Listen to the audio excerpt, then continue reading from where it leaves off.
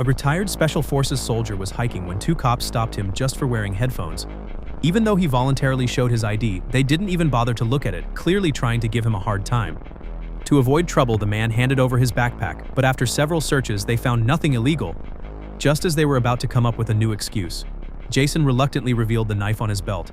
That one move immediately scared the cops into drawing their weapons. Even though Jason explained he had a knife permit, they still confiscated his weapon and handcuffed him on suspicion of assaulting an officer.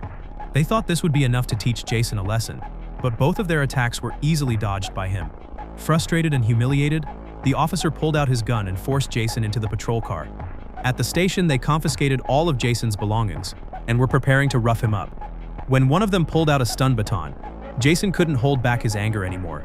He kicked the baton aside, ready to teach them a proper lesson. Fortunately, other officers arrived just in time.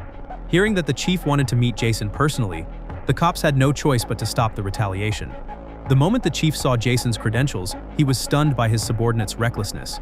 He immediately ordered them to return Jason's belongings, and personally invited him to the office to apologize.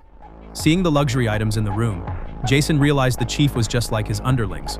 Only now was he behaving himself because of Jason's identity. Disgusted, Jason was leaving when he ran into a young woman. She was at the station to pay protection money. Just as she dropped the cash and turned to leave, the chief suddenly had a sleazy idea. Meanwhile, Jason, already downstairs, realized he had left his MP3 player in the chief's office. As he opened the door, he saw the girl helplessly huddled in the corner. Seeing the tears on her face, Jason couldn't hold back his fury any longer. He pried the chief's hand off her, then gently put him to sleep. Before leaving, Jason slipped an ashtray into his pocket, then unplugged the phone on the desk, and took the girl's hand as they walked out. But before they could make it to the front door, a cop reporting in noticed something was off.